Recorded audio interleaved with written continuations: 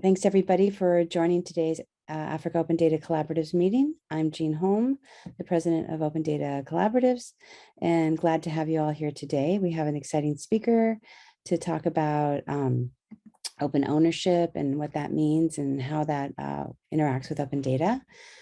First of all, I'll just ask folks to do a brief introduction and to note that we are recording today's meeting as we normally do, so that we're able to later post a podcast.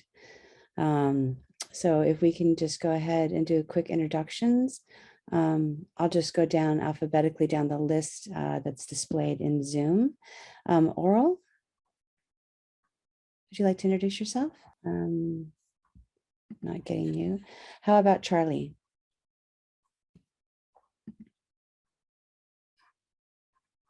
Can you unmute? Hello. Hi, Charlie. How are you? Good. How are you today? I'm good. Thanks. Do you want to just introduce yourself? Sorry? Do you want to introduce yourself? Yeah, sure. Thanks. Charlie Marciambunu. I'm in Cameroon, Yaoundé, and I lead an organization called Afro Leadership, and we are part of the open data movement in Africa. And very glad to be here, to be part of this serious topic, because I think it's a great one, given what we face here in our countries. So thanks to be here with me. Great, thank you. Chris Ahure, would you like to introduce yourself? You know what I'll do is I'll just ask anybody who'd like to introduce themselves to go ahead and unmute and do that. I know some people can be shy or not in a place where it's easy to do that.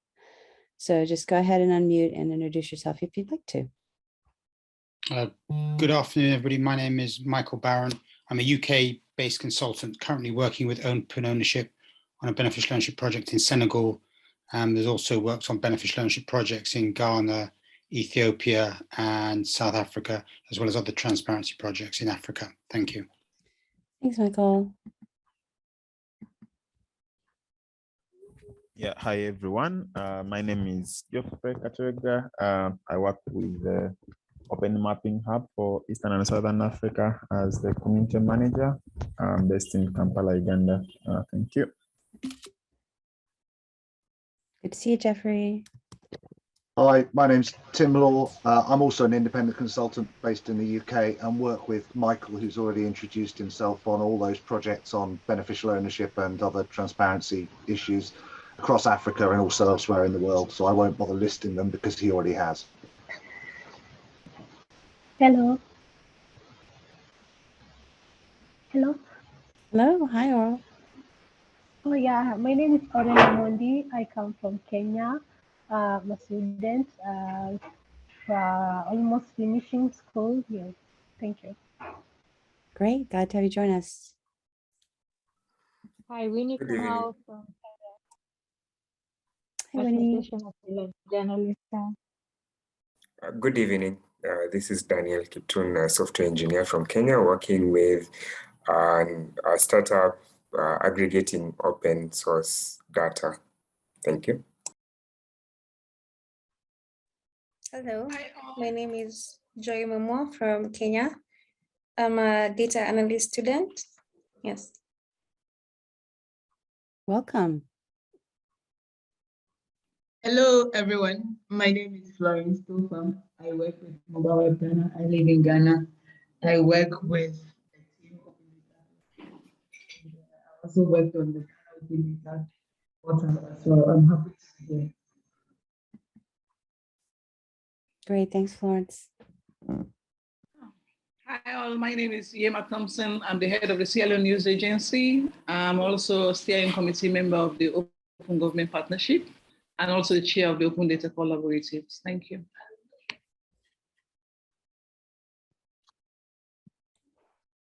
Hi, everyone. I'm Laura. I'm based in Nairobi, Kenya. I'm a geospatial engineer by profession, but also volunteer with a number of open data communities in the mapping space. Yeah. Laura. Hi, afternoon. This is Sifa. I'm also in Kenya and also a geospatial professional working in Nairobi. Great to meet you all. Hi, I'm Kate. I'm a data scientist with Open Data Collaboratives, and I'm in Los Angeles. And I'll be taking live notes as we're going through. I'll drop a link in the chat. You can also go back and look at some of the previous sessions that we've had as well. So I'm excited to hear about today.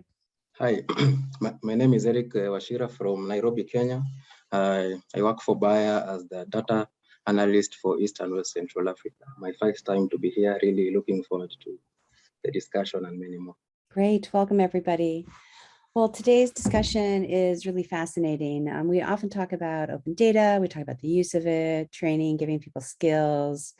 Many of you hold events or other trainings in your countries or virtually over COVID to be able to look at how to help people use that open data. But one of the interesting aspects that we've been discussing lately is sort of data privacy and the ownership of data and sort of the rights of who has the right to share that data.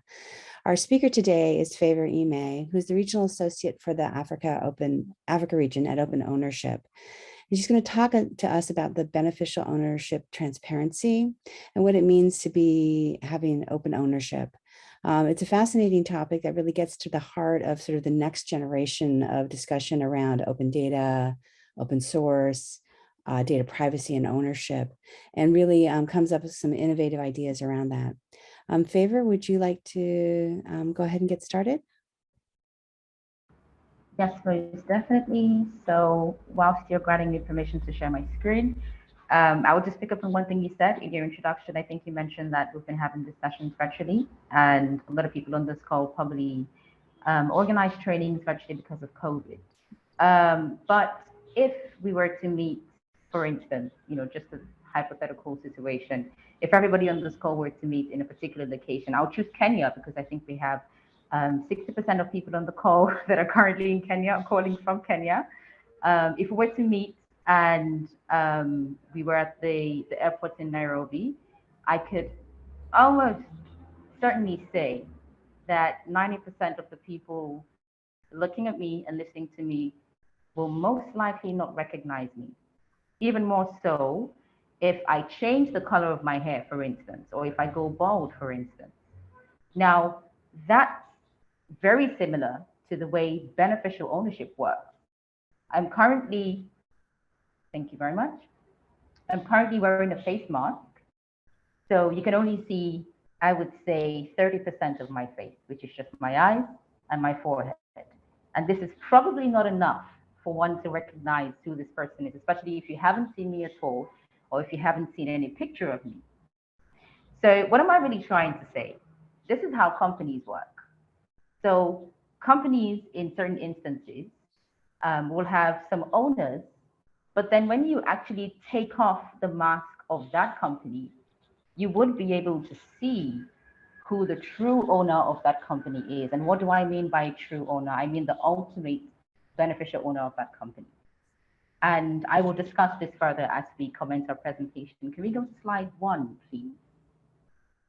So today we're talking about beneficial ownership transparency, and we're talking about country examples from Africa and the work I've been doing with open ownership in the past few months.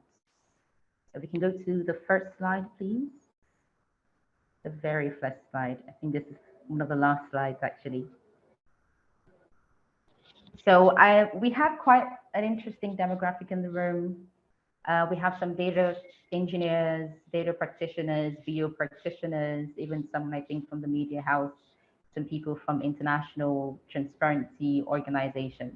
And it's very possible that people here have very different understanding and expertise on beneficial ownership transparency. But the purpose of today's presentation is just to share my thoughts on beneficial ownership transparency. Who is a beneficial owner? What do we mean when we talk about beneficial ownership transparency? And just to make sure I don't bite my tongue in repeating beneficial ownership transparency, I will just be saying BOT, just for ease of communication. So essentially, a beneficial owner is someone that ultimately controls and owns a company. So the key emphasis in this definition is ultimate, because behind the mask, behind the company is usually someone that owns and controls. Catherine, can we take my slide to the very first slide, or can I share my screen? That's okay. Yeah, if you'd like to take control, you should be able to share your screen. Yes. So I'll stop sharing, and then let me make sure that you're able to. Can you hear me? Yes. Yes. Yes, you can now. Okay, I think technology is trying to play a trick on me, but I think I will be fine. And can you see my screen? Yes. Perfect. Thank you very much. So I was just saying that BOT is really about transparency over who ultimately owns and controls companies. And the key words for me are owns and controls, and of course, ultimately as well, because anybody can own and control the company, but there are people, certain people that could have the ultimate ownership that may not be on the face of it, on the legal documents of that company, the true owners of that company. So that's the reason why we talk about beneficial ownership transparency. It answers the question, who benefits from this company? Not necessarily who works in the company or who is listed on the documents of that company, on the certificate of incorporation or certificate of shareholding of that company. But it answers the question, who benefits from this company? This is a very simple example. We have a company in Senegal, that's company A. And then we have a company in Ghana, or a person in Ghana. So it's a very simple situation where a person owns company A. And in this instance, a natural person can be identified as the legal owner of company A and also a beneficial owner of company A. So this is a very simple example, but in most cases, it isn't this simple. So ownership structures can be simple, as I've explained it, but at the same time, it can be complex as what you're seeing on the screen. And I'm just going to use my cursor to move around. So we have company A, that is in this instance, the company of interest. And then you can see that the people that actually own beneficial owners of this company are actually persons F, G, and H.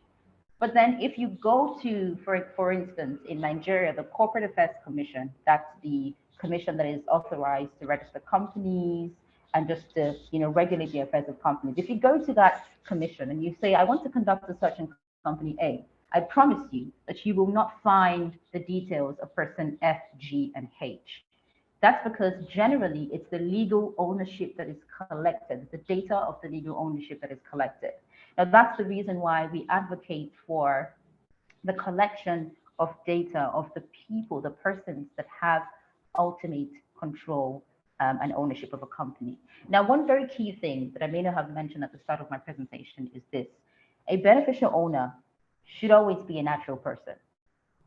It has to be an individual, because at the end of the day, if money or dividends, for instance, are to be declared by a company, and monies are to be paid, profits are to be paid to a person, it would most likely go to an individual. It is an individual that controls a company, and that person can do that through a company. In this instance, company C. Person H is controlling company A through company C, and also through company E. And at the same time, we have person F controlling company A through a contract B, and also through a trust D.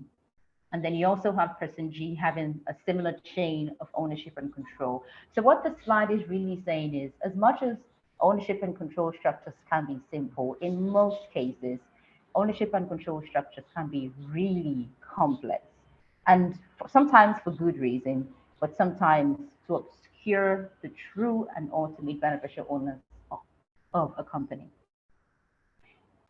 So what are the legal devices that people use to obscure interest? One of them is trust, contracts, and even companies, which are in some instances subsidiaries.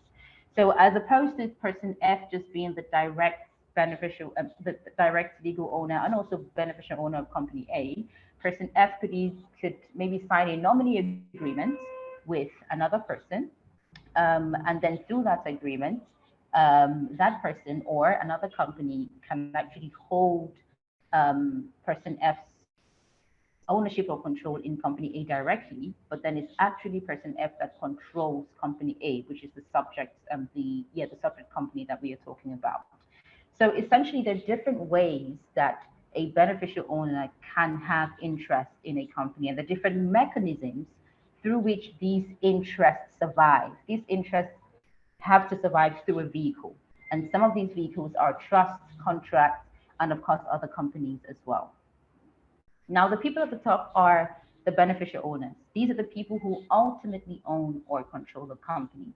And that's why the primary objective of beneficial ownership transparency is really identifying who is the person that is ultimately controlling, ultimately, owning a company, and how do we collect data of those particular people. And this is a very interesting concept because different countries have actually interpreted ultimately own or control in so many different ways. Some people liken it to having shares. I mean, that's a very obvious one. Some people liken it to being able to influence the management or the operations of a company. Some liken it to being able to have certain percentage of voting rights, or even being able to appoint a majority of the directors of a board of a company. So there are different interpretations. But one thing that I found in the course of my interactions with a number of countries, particularly within Africa, is most of these interpretations and expressions of who a beneficial owner is in the relevant laws of these countries are largely the same. They're just different ways of making sure that every type of ownership and control, every type is covered. So when beneficial owners are obscured, of course, corruption is enabled. Investigators, the relevant financial intelligence units might not be able to get to the bottom of investigation if there is no information about who beneficially owns a company. And sometimes an investor may want to invest in a particular country, and they just want to know, who am I dealing with? Who am I investing $1 billion? Into what company am I, what type of company am I working with? Who are the people that control this company? So it is for this reason and so many other reasons that it is important to collect this information. And we're working with quite a number of countries to do that as well. Now, this is just some advocacy points, and this is it. Hello? Okay, sorry, I think I heard some feedback, so I was just checking. I think there's just some background noise. You're doing great. Okay, great. So 70% of corruption cases involve anonymously owned companies. This is statistics from the World Bank, and this is just to show how incredibly important this topic is and why, Open Data keeps having these sessions every Tuesday of, I think one Tuesday in every month, to make sure that we keep discussing these issues. We share ideas on how we can enhance our relevant, practices on transparency and accountability. And you're seeing a figure of 740 million, and you're probably thinking, oh, maybe this is the total, sum of money that was laundered in a particular year. But no, this is 740 million of London money that was reportedly processed by leading banks in just one global money laundering case. This is one case alone. So just imagine if you total the number of cases. So it's ridiculous how much money, how much resources, both natural resources, that are just being underutilized, being mismanaged, because there is no corporate transparency system in place. There is no open data available for people to check who the real owners of companies are. There is no, public access to such information for civil society organizations to investigate the information, to test the data, to question and interrogate the data that is being collected by regulatory agencies. So this is undoubtedly an incredibly important topic, and a timely topic at that, given what is going on around the world. And that's why we believe that BOT is incredibly important. And I'm sure everybody on this call will agree with me on that. And this is just highlights, because there's so many more reasons why BOT is essential. But for one, it is essential for fair and open markets, to reduce corruption, to build commercial confidence, to instill, sorry about that, Yeah, so I'm just talking through some examples of our work in a few countries in Africa. And I think one of the things that I was just sharing is it's interesting to see how different countries are at different levels of implementing BOT reforms. So for instance, Liberia is an early implementer, but then you have the likes of Ghana and Nigeria that have made significant progress over the years on beneficial ownership transparency. So, I mean, this is not a comparison in any way, but this is just an exposition of what is currently happening and, you know, what the different stages of implementation there are in these different countries. So in Liberia, it's pretty much early. There is a law in place that defines the beneficial owner, but that law needs a lot of improvement. And we're working with the consultants in Liberia at the moment to make sure that a regulatory framework is in place that covers all of those gaps in the law and really provides for the collection of data on beneficial owners and of course the publication of this data as well, the type of data that should be collected, how it should be collected, which is pretty much open data. That's what we recommend. And then, you know, other different aspects of implementation that the law does not cover. So this is pretty much, you know, an idea of what is currently going on in Liberia, and there's still a lot of work to be done, and that work is currently ongoing at the moment. So in Ghana, a lot of progress has been made. So one moment, they have Favor. a Companies Act of 2019 that has a pretty good definition of a beneficial owner. They have draft regulations that takes into consideration different aspects of implementation. They have a website where you can go on the website, sign up or register on the website, and then you can pay to request for information, beneficial ownership information on a company. But again, the information that the Registrar General's Department, so that's the department that is responsible for the collection of this data. The information that they have is limited to the information they have collected thus far. So as much as the RGD's department, that the Registrar General's Department has said, all companies should provide information on beneficial owners, it's not every company that has complied. So that's just a caveat there. And then Ghana has 4 beneficial ownership declaration forms.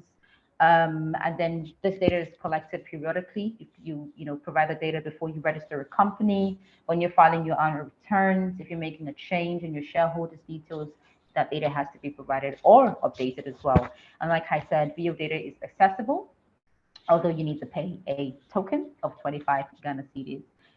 So that's the current, that's a snapshot of the current idea of what's going on in Ghana. In Nigeria, there is a Companies Act of 2020, and this was essentially the fruit of the commitment that the president made in 2016 at the Anti-Corruption Summit.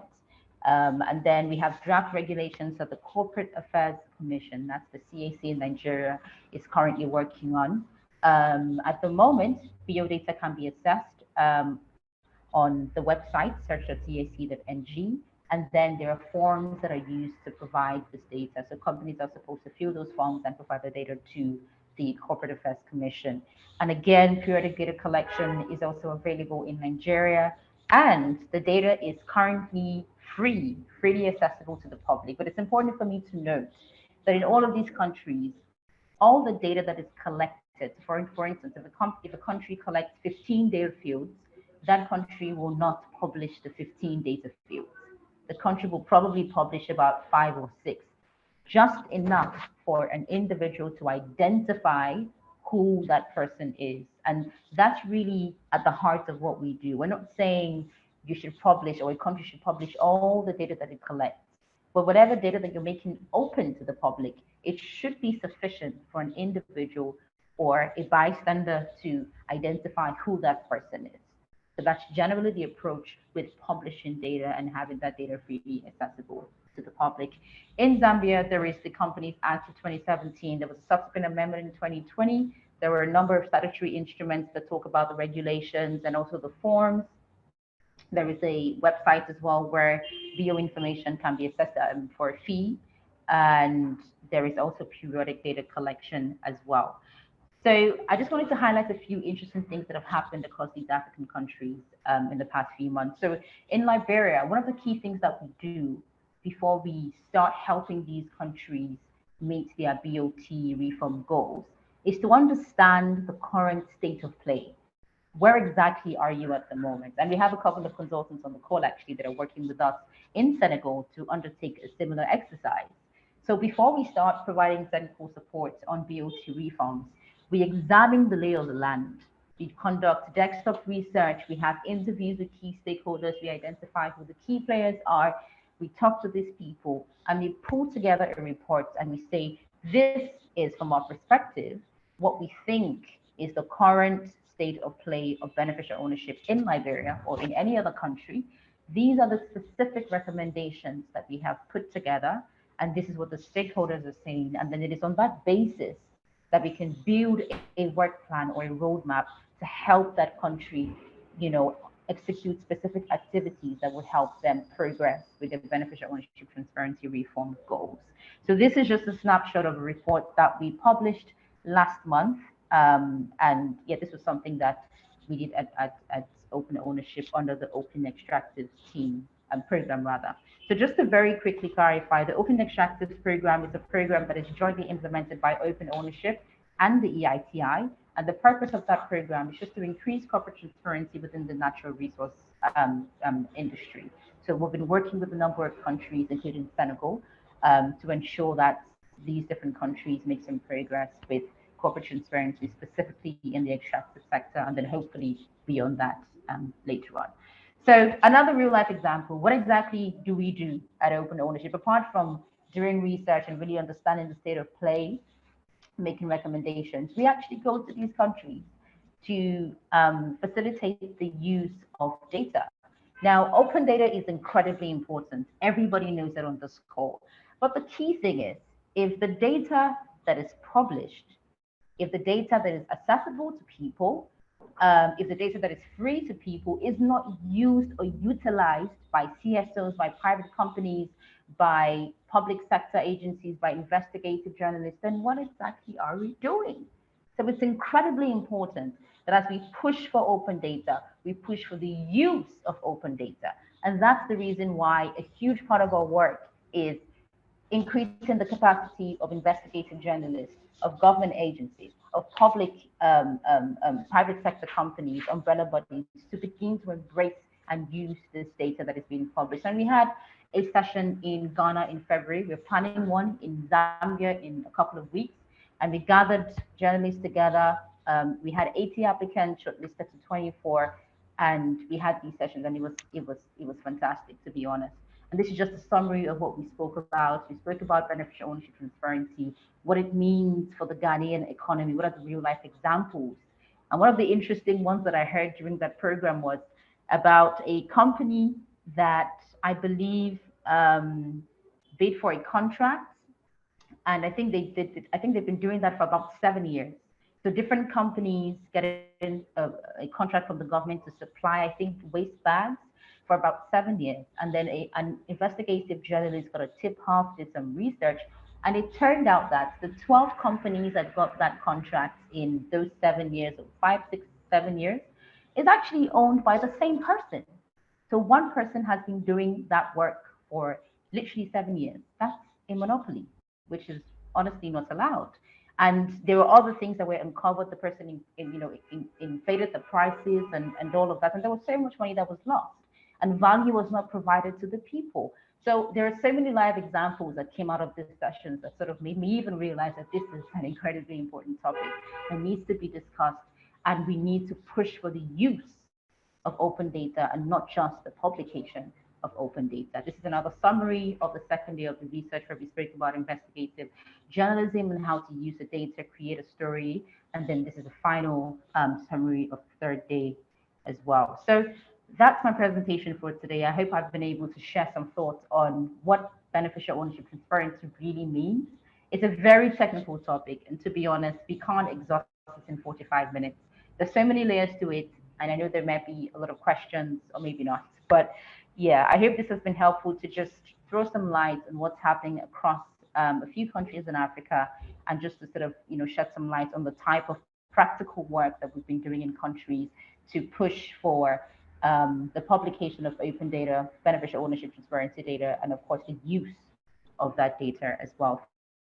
Glad that you've presented it. I'm going to open it up for questions from folks. And I'll just start. So, and you've been working with this in different countries. What are some of the biggest barriers that you faced in trying to gather this data or even getting people ready to publish it? Maybe I think Favor might be frozen there. Tim or Michael, did you say you could also answer questions? Yeah, absolutely. Yeah, fine. Happy to jump in while Favor's getting back online. The point I was going to actually raise was that there's an important point to consider where some jurisdictions, the existing company records, and we're talking here about not beneficial ownership, just the company records held by the registrar, may well be in paper format, may not be all that complete or all that accurate. So there is sometimes a significant challenge that countries face around the quality and nature of the data they already have about companies. That obviously then places a limitation on trying to capture beneficial ownership information on those companies. So some countries find themselves going down a route of looking at sort of digitizing their existing corporate records, maybe as part of a process of then capturing and recording beneficial ownership data. I think, and Favor touched on it, one of the key areas where improvement in the quantity and quality of data comes, and Michael and I were part of the team that helped design Ghana's regime that they've got at the moment. And one of the things we looked at there was, it's a combination, as with many of these things, of carrot and stick. So it's having an effective sanctions regime, which backs up a legal requirement to disclose beneficial ownership with sanctions when disclosures aren't made.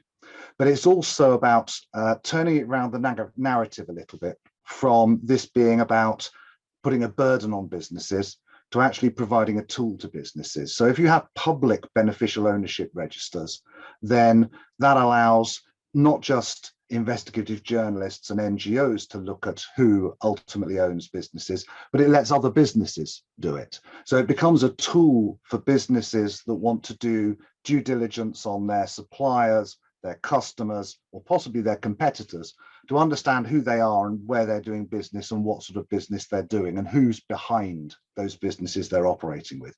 So from a risk management perspective, it's actually a really useful tool for private sector businesses. So one of the things that we try to do is make sure that that's understood, because again, it's businesses providing a very small amount of information, but getting a very large amount of information back in return. So there's a real positive message there for businesses. The other challenge around data is verification, which is ensuring that the data which has been collected is accurate. And there are various different aspects to verification. So you can start off by saying, how is the data collected? Is it collected through a system which makes some sort of high-level checks on the data as you bring it in? Things like making sure that where dates have to be input, that they really are dates. But then you can also look at kind of ways in which you can spot check information, or you can, some jurisdictions like the UK, for example, puts in place an obligation on people like me who are accountants or lawyers to if we identify an error as we see it in the UK beneficial ownership register, there's an obligation then on us to report that.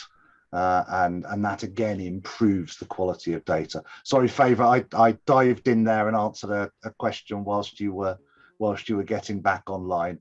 Hopefully everything I said is something you'll agree with. And as this is being recorded, you'll get to see it at some stage. So that's fine. It's okay. Thank you. I appreciate that. Or unmute, or you can put the question in the chat. So while we're waiting for that, I also had another question. As you noted, the group has been very active with open data. And so this is a really interesting aspect of open data, both the idea, as Tim said, about the digitization of records and even just being able to find those records. I also wonder about the ability to connect the dots. So if you know that that Jeffrey Cataraga is the person mentioned here, and then how do you necessarily connect that with the other interests you might have? Is there a way of trying to provide that idea, so that the example you gave of the person who really was the same owner of all of those businesses with waste management is, how do we start to connect that so that we're making sure we're understanding?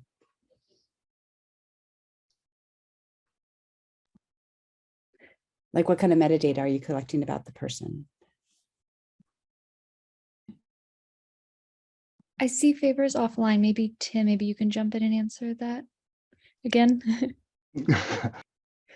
Sorry, could you just repeat the last bit of that question again? Yeah, and I was just readmitting Favors. So maybe the question is, more succinctly, what kind of metadata do you capture about these beneficial owners so that you're able to start to make those connections that this Jeffrey is the same as this Jeffrey?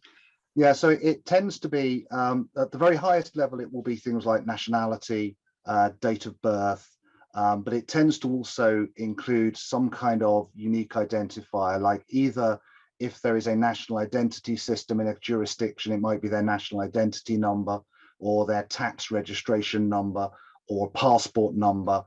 You usually will, and because beneficial owners can be international, so a register in country A will be trying to capture information. The majority will be domestic individuals, but you'll also be capturing information about people all around the world. It actually can be that you want to capture information that identifies somebody who doesn't have a tax registration in Ghana because they're in the UK or France. So what you would normally do is specify that you have to provide information from a government issued document that is unique to you as an individual. In most cases, that would be a passport. But as Favor said earlier, when you then make information public for the purposes of avoiding identity theft and other kind of financial crime, what you would then normally do is make public information which just lets an individual know who the beneficial owner is. And behind the scenes, all the dots would be joined so that you could see that, for example, in the UK, we have thousands and thousands of people called John Smith.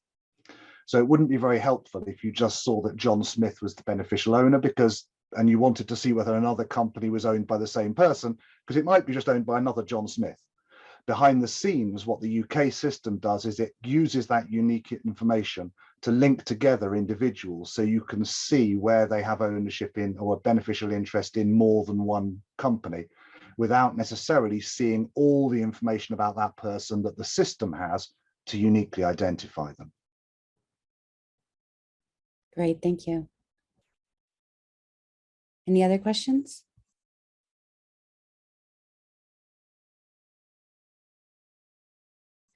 I know we have a lot of data journalists on the call in our community. I think it's very interesting, the examples you were giving too about the way in which journalists can use some of this information to start to uncover maybe not the best actions of people, but also just to uncover information that might be useful in reporting about the awarding of government contracts or the ability for different companies to execute work. I have a quick question. How do you see this type of information being maintained? So how do you see this type of information being maintained over the next several years? So as new companies are created, or as companies go defunct, who is responsible for making sure that the information is kept up to date in Liberia or in Ghana or whatnot? Can you speak a little bit more about that? Yeah, of course. So generally the way it works is there are company authorities, right, that are primarily responsible for regulating the incorporation and registration of companies. And then, of course, the activities of companies in terms of just, making filings. If you change your directors, you make those filings to that relevant company authority. So for instance, in Nigeria, that authority is called the Corporate Affairs Commission. In Zambia, it's called PACA, that's the Patents and Trademarks Registration Agency. In Liberia, it's called the Liberia Business Registry. In the UK, it's the Companies House. In Ghana, it's the Registrar General's Department. So I think I make bold to say that almost every country in the world definitely has one government agency that is responsible for registering companies, collecting updated information about companies, and those sort of things. So it is generally those regulatory agencies that actually, in most cases, or I dare say almost every case, has a statutory or a legal mandate to collect this information. They are the ones that are responsible for updating it. The law will generally say you're supposed to, if you change your director, if you change your shareholder, you're supposed to make a filing, for instance, the Corporate Affairs Commission within 14 days. That's a generic standard way of operating the commercial balance in pretty much, the world, in different countries. So it is those agencies that are responsible for ensuring that companies actually comply with these regulations. They file as and when due. They are penalized when they file late or when they do not file. They are penalized when they provide wrong information and there is proof that an information is correct. So generally, it is those agencies that are responsible for all of that. But again, the bigger question is, have these agencies gotten to a stage where they can easily track the chain of change? So you have a company that was registered in 2010, and an investor wants to put in some money in that company. It is definitely possible that that company has been owned, both legally and beneficially, by 20, 30 people in the course of its lifetime, right? So it's important. I think the question is, are these agencies, these regulatory bodies, able to track the chain of change? Because for investigations, is usually what happened in 2017, September 14th. Who was the owner at that time? So that's really where a lot of these countries are trying to develop their systems. And again, if you compare, some countries are more digitally advanced than others. So some countries are still trying to, get to that level where they even have a virtual or an online means of collecting information. So whilst the Companies House, for instance, is doing a great job at creating those links, another country may not be at that position yet. So different stages, different countries, but it's generally the company authority of those countries that have the statutory mandate and responsibility to make sure that those, that information is up to date and they collect that information at the appropriate time. That was a great answer. Awesome. Thank you. Great. Thank you. We're at our time, so I just want to give a huge thanks to Favor and to Tim and to Michael for joining us today and sharing this amazing work. I've posted the link to your website in the chat as well. And thank you very much, Tim, for the blog post as well. We'll go ahead and edit this recording and just so it's all smooth and post that as well. Kate's been taking notes, so we have that ongoing litany of, I think, our 65th or 70th meeting so far. Wow. Consistency. Sometimes it's just about consistency. And just a huge thanks to everybody for joining today. I hope that you all are well. For those of you in the US who are having elections today, like those of us in California, get out and vote and make your voice heard, and onward for transparency. Thank you, everybody. Be safe, be well. See you next month on July 5th. Thank you, Catherine. Thank you, Jen. Thank you. Thank you, Siva. All right. Bye. Bye, everyone. Bye.